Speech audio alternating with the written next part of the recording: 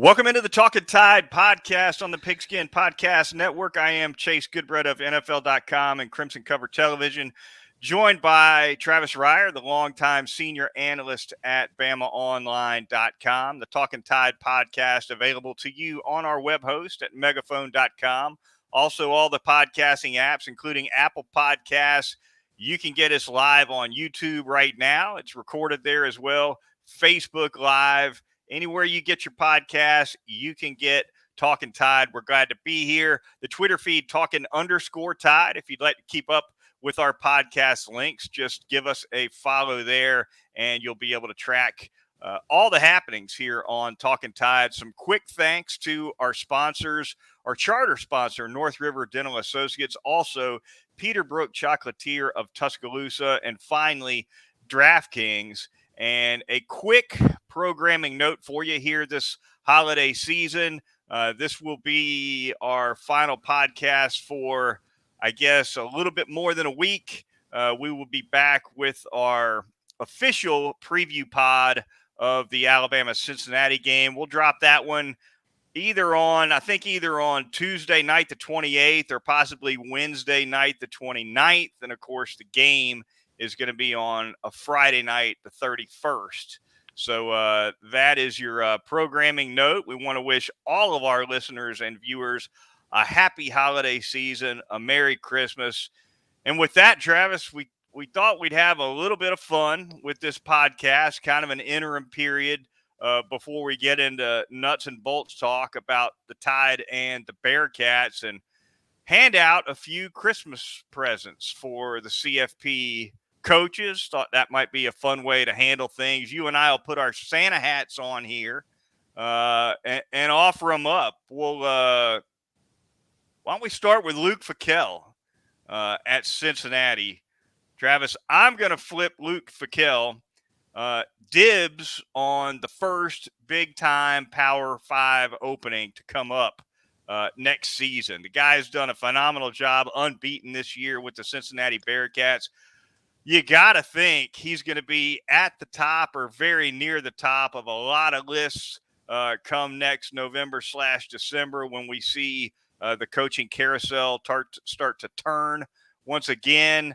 Gotta think that's and who knows, maybe Cincinnati ponies up and is able to keep it much longer. But that's my gift to Luke Fakkel, Travis, is a big job for him to open, I guess, about 11 months from now. You know, I guess what I need from you is a qualifier on what constitutes a big job, because do you think if he really wanted, say, the Oregon job this time around, he could have had it? Does that qualify as a big time job? Or are you thinking more along the lines of Ryan Day makes the jump to the National Football League and Luke's able to go back home to Ohio State? Right. I'm thinking top 10 to 15. Okay. Type. So yeah, Oregon qualifies. I mean, Phil Knight money. That's a big time. That's a big time gig to me. I think he's being selective, though. I really do. I don't know how much he's really pushed for some of these gigs. I don't know that. Mm-hmm. But it seems like, he's certainly in line for an elite job if that's what he wants to do and make the move from Cincinnati. And you know what I'm going to give him? I'm going to give him an Alabama offensive performance along the lines of what we saw against LSU or Auburn. How about that? You think Luke would take either of those or both? He'll take it. He'll take that, especially with the defense that he's got that is similar in a lot of ways. I'm not going to say just in terms of pure athleticism, Cincinnati is up there with, say, an LSU or even an Auburn, but he's got some of the pieces in place on that defense. He's a defensive guy by nature. And you look at, again, the problems Alabama had, especially in the ways of pass protection. I think Luke would take that type of scenario in either of those games and take his chances with his offense being able to do just enough. No question about it. All right, we'll move on. Why don't you pick the next coach and flip a gift out, and then I'll follow you with one as well. I'm going to go with I'll go with Jim Harbaugh, head coach of Michigan. And my gift to him, especially with Georgia coming up in the Orange Bowl in that semifinal matchup, would be just a little bit more of a dynamic option or two on the offensive side of the ball. I know Jim Harbaugh loves those tight ends. He'd love for you to give him a couple more tight ends for Christmas. But I think it's going to take a Jameson Williams type performance by someone at the skill positions. It's going to take Cade McNamara being very good throwing the football. I know everyone looks at the Ohio State game and even the Iowa win and thinks, look, this team has scored a lot of points. Well, they did it the Michigan way, which is still running the football first and foremost. And I still, even with the problems Georgia had defensively against Alabama, they weren't so much about slowing down the run. Now, Alabama ran the ball better in that game than I thought they would, Chase. But make no mistake about it, the problems were John Mechie before the injury had nearly 100 yards in the first half. And then, of course, what Jameson Williams was able to do. So that would be my gift for Jim Harbaugh, although I don't even know if he would use it because he loves those 2 and 3 tight end sets and, mashing the football, Bo Schembechler style.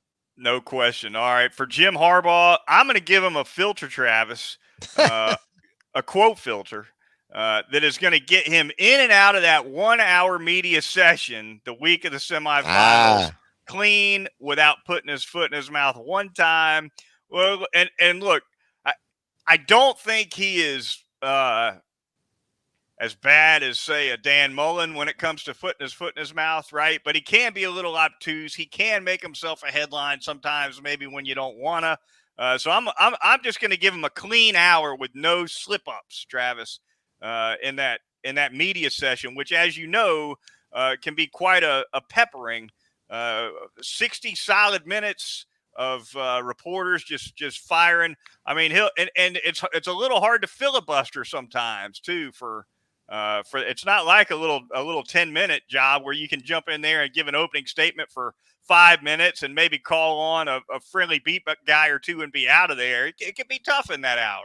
Well, and I'll tell you another thing to consider from the Michigan perspective. Now that you mentioned those media sessions for those semifinals, Josh Gaddis can chirp a little bit in his own right, the offensive coordinator for Michigan. So he's a guy that I would kind of put under the low-key possibility, under the radar possibility to make a few headlines. Josh Gaddis doesn't have any problem with confidence when it comes to his guys. Then I'm going to call that a dirty Santa gift, and I'm going to give it to Jim, but he only gets one, and he could choose to either put it on his own quotes or he could pass it to Josh. Josh. And not have to worry about Josh. Yeah. I think you got to just sort of keep your eye on Josh Gaddis. That's all I'm saying when we get to those media sessions. All right, let's go to Kirby Smart, Georgia coach, of course, taking on those Michigan Wolverines in the CFP semifinal. For Kirby Smart, Travis, I'm going to give him anything but a loss to Nick Saban, right? You win the whole thing, great. You lose to Michigan, all right. The last thing Kirby needs is to take an L to the guy that held him as a DC for 9-10 years, whatever it was. Kirby Smart absolutely does not want to be the guy that is the offseason poster child of Nick Saban assistants not being able to get over the hump against Nick Saban. I'm going to give Kirby Smart a matchup with Nick Saban outside of the SEC footprint, which is what would happen if they meet in Indianapolis. So maybe that's the trick for Kirby. It just hasn't worked for him, whether it's Atlanta 3 times, whether it was Tuscaloosa in 2020, maybe a matchup with his old boss in Indy is what he needs to snap that streak. Chase, I don't know. And then finally, Alabama coach Nick Saban. Travis, what you got for him? Yeah, well, I think it's got to be a healthy Bryce Young throughout the extent of the college football playoff. I know that's an obvious one. So I would even go further and say the battery of Bryce Young and Jameson Williams needs to remain healthy, because I don't know if this offense, even in the semifinal, is just going to be able to line up against Cincinnati and run it for 200 plus yards. Maybe they'll have that similar type of outing that they had against maybe an Ole Miss earlier in the season.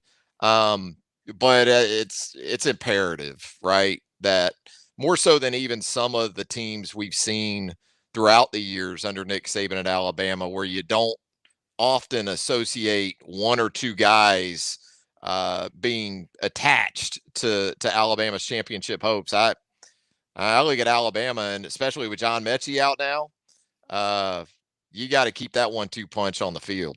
No doubt. The young Williams connection is a huge part of this Alabama attack, especially not only with the Mechie injury, but you also, of course, got the well-documented lack of depth in the running back department as well. So, yeah, no doubt. I had, for Nick Saban, a healthy Jalen Armour-Davis, right? Yeah. Because Josh Jobe, of course, is out for the CFP. Nick Saban called him very doubtful a few days ago, which surprised me a little bit because that leaves a glimmer of hope. But for all intents and purposes, at this moment anyway, we'll count Josh Jobe as out.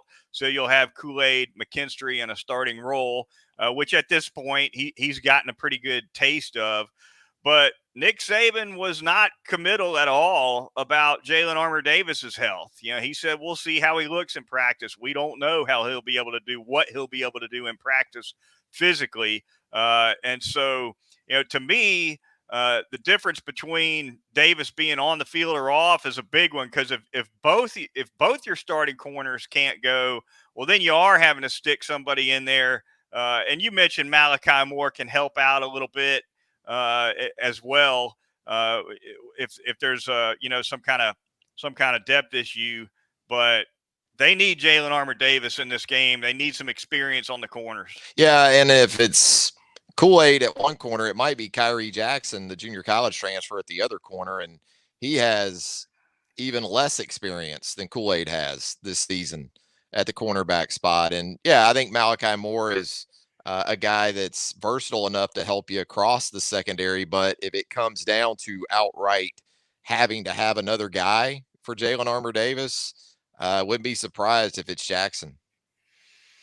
All right, the Talkin Tide podcast on the Pigskin Podcast Network. We're going to be talking a little bit of Alabama basketball, take a quick look back at Alabama's National Signing Day efforts before we sign off as well. But first, we're going to tell you a little bit about our fine title sponsors. We're going to start by telling you all about North River Dental Associates, Dr. Jack Smalley, and that outstanding staff of dental hygienists. You cannot beat the quality service you get at North River Dental Associates, conveniently located right off of Watermelon Road at Fairfax Park. Phone number 752-3506. You can visit them at northriverdentist.com for an appointment. They're going to get you in and out of that chair in less than an hour on a routine cleaning, and they can do all kinds of dental work, whether it's dentures, endodontics, cosmetic dentistry, laser dentistry, porcelain veneers. They do it all. They're also taking care of you with Botox and Juvederm treatments at North River Dental. If you want to get those facial features tightened up, you know, the teeth whitening services, very popular. If you got an event coming up, especially with this holiday season, get over to Dr. Jack's. He'll take care of you in the teeth whitening department as well. It's North River Dental Associates. I'm going to tell you about Peterbrook Chocolatier right there, also in the Indian Hills section of Tuscaloosa. Man, it is the stretch run. It is the equivalent of the Alabama drive late in regulation against the Auburn Tigers from just a few weeks ago. When we're talking about completing the Christmas shopping checklist, it absolutely needs to include Peterbrook Chocolatier, Heather, Paula, Jimmy, that entire staff there at Peterbrook Chocolatier. They're like the elves right now. You know, they're just nonstop, 7 days a week, taking care of all those Christmas goodies for you. 1530 McFarland Boulevard North in the Indian Hills section of Tuscaloosa. Still not too late to give them a call as well at 205-752-0211. Peterbrook Chocolatier, the champions of chocolate. Finally, going to tell you all about our corporate sponsor. That would be DraftKings, the latest no-brainer from the DraftKings Sportsbook, the official sports betting partner of the National Football League. New customers betting just $1 on any team to score win $100 in free bets at DraftKings right now. Everyone can play for huge cash prizes all season long with DraftKings daily fantasy sports contests as well. So download the DraftKings Sportsbook app now. Use the promo code TPPN. That's the Pigskin Podcast Network. If you're a YouTube viewer, you see it right there on your screen. You bet $1 on any team to score. If they do, you win $100 in free bets. You score as well with promo code TPPN this week at the DraftKings Sportsbook, the official sports betting partner of the National Football League. Travis, we move on here on this edition of Talkin Tide Podcast. Talk a little bit of basketball. When we last checked in with Nate Oates' squad, they had just taken care of business at home by a point in a thriller against Houston.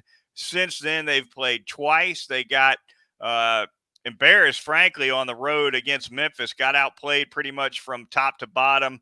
Then they turn around and bounce back with a victory over Jacksonville State that by Alabama standards was a low-scoring game, 65-59, the final there. Your thoughts on the up and the down for the week, Travis? Yeah, it was a Memphis team that was really struggling going into that game last week up at the FedEx Forum in Memphis. But the Tigers looked a lot like the team most people thought they would in the win over Alabama. When you talk about the convergence of the nation's number one recruiting class for the 2021 cycle, and then a couple of three guys that Memphis brought back that we're figuring to be all AAC candidates going into the season. So Penny Hardaway finally got his group to play an engaged and tough 40 minutes of basketball. And I think toughness was probably the thing that was most discouraging to Nate Oates, because Alabama just didn't bring nearly enough of that in the loss to Memphis. And that's understanding. Just a couple nights earlier, you come off the emotional and physically draining win over Houston in Tuscaloosa, but you're going to have these kind of scenarios coming up in the Southeastern Conference. You're going to have some quick turnarounds. So I'm sure that's something that, in terms of letting his team off the hook, Nate's not going to do anytime soon.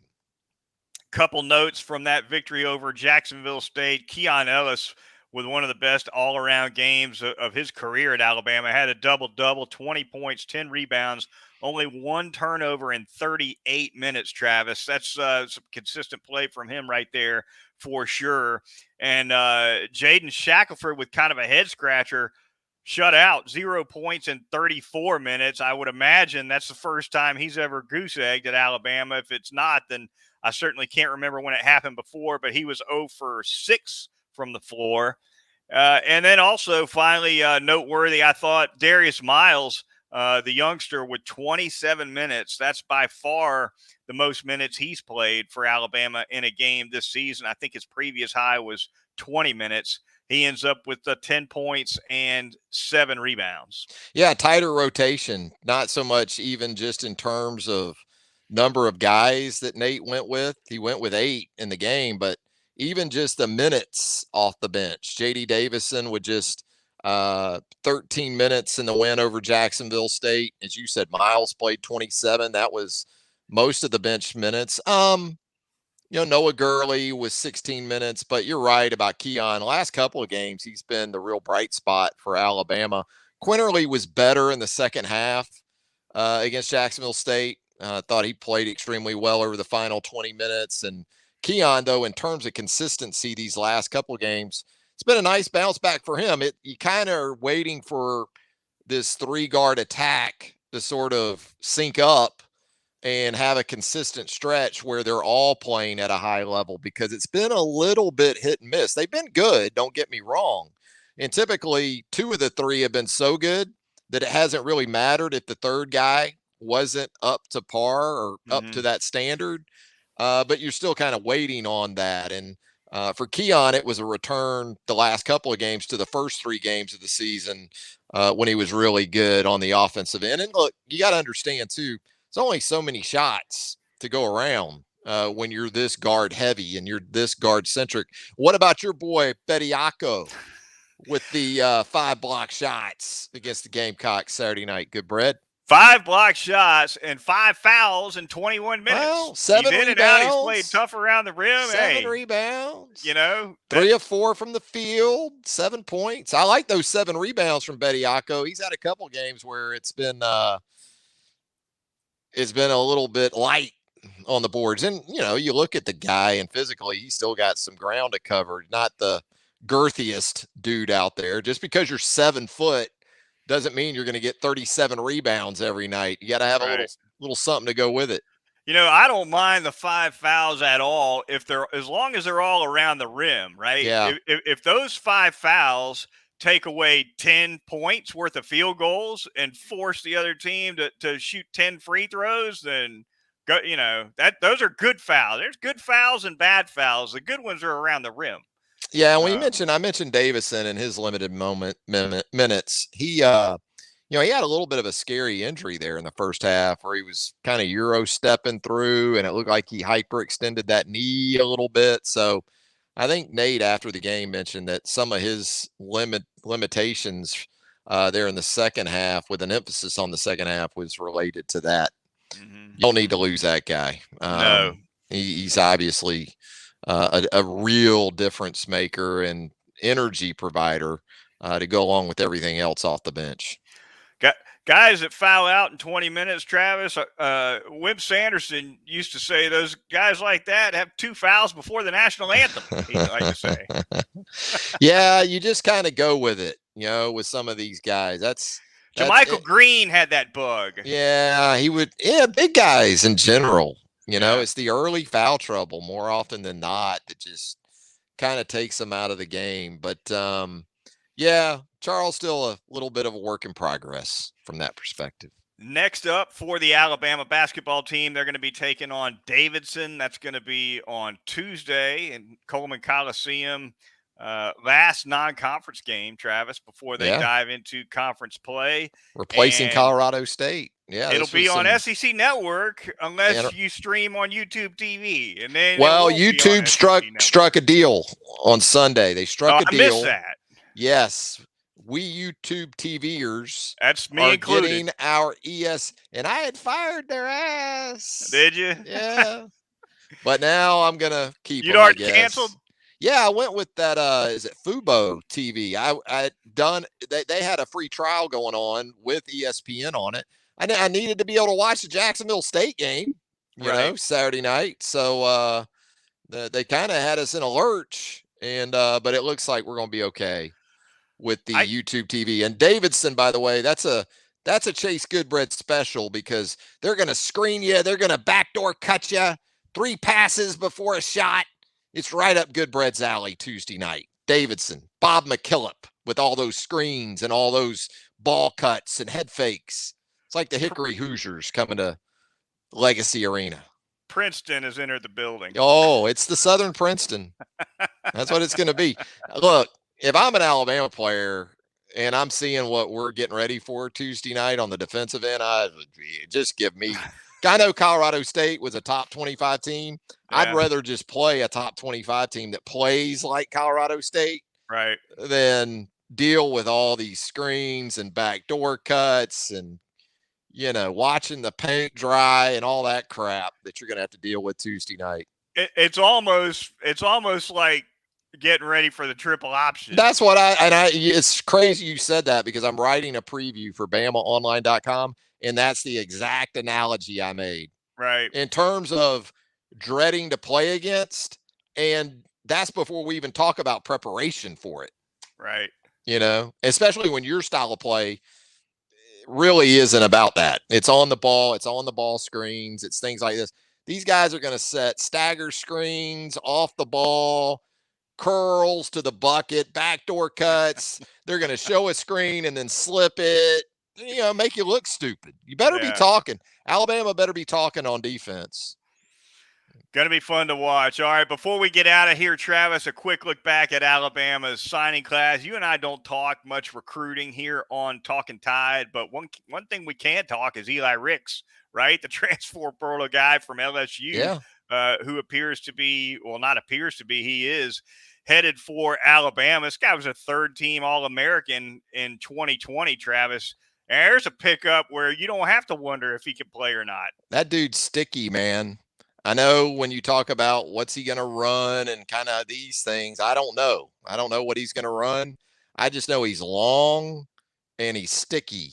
And in Alabama's win in Baton Rouge a year ago, where poor Derek Stingley just got eaten up, torched again by Devontae Smith. And that's understanding Eli Ricks didn't have to deal with Devontae Smith. They traveled Stingley with Devontae Smith in that game a good bit, as I recall. Eli Ricks can play. He's legit. So if you think about it, see about Armour Davis, see about Job, but that definitely bodes well for your corner situation in 2022. Couple days after signing day, Nick Saban picks up a four-star kid from Louisiana by the name of Kendrick Law. He's got some two-way versatility, as I understand it. So yes, that's a big one as well. I really like Kendrick Law. I posted this on the website that I might like his tape better than anybody they signed in the last week. Not transfer portal related, but he is. I mean, he's another one of these Louisiana guys that can do it on offense, do it on defense, do it in the return game. I think they could play him at running back, wide receiver. I think he's a three-position starter in the SEC: running back, wide receiver, or safety. You could put him at any of those spots and feel really good about what he's going to give you. A different world now than when you and I covered recruiting back in the day, Travis. Back You'd when hear a phone going off in the background. Yeah, there were guys that still hadn't made their official visit at this point in the year. Some of them hadn't even been offered yet. No. We'll get around that in late December. That's when the offers would go out like December 1st of that year. And then, I guess we got to get our visit weekends lined up. If schools were having, remember if schools were having visit weekends in December, it was like, damn, that's early. It was all in January. Every weekend in January it was, and it just built. And I think it was more fun then. I think it built up to something more than it does now, because you just get out of the conference championship games and, oh, damn, here's the early signing date. There's no real build up to it now like there used to be. No, I guess the what used to be the only signing date still exists, but for Alabama and anybody else, it's just a way to fill, 2-3 spots at the most. Yeah. Is that what Nick Saban's looking at? Well, I guess you can also see what you might have some guys that right after the season decide at that point they're moving on, so your numbers could change. You've got an exception this year in terms of how many you can have on scholarship, how many you can sign. So there's just so many different things in play now. And some of that has to do with COVID, obviously. But the more it changes, the more it seems to stay the same, though, for Nick Saban. He just keeps wearing it out on the recruiting trail. There you go. All right. That is going to do it for the Talkin Tide podcast pre-Christmas. Once again, thanks to all, and a very Merry Christmas from Talkin Tide. Travis and I will be back a few days after Christmas, again, probably the 28th or the 29th, to preview the Alabama-Cincinnati game. Looking forward to talking to our listeners then. So until then, for Travis Reier of BamaOnline.com, I'm Chase Goodbread of NFL.com and Crimson Cover Television, and we'll talk to you then here on Talkin Tide.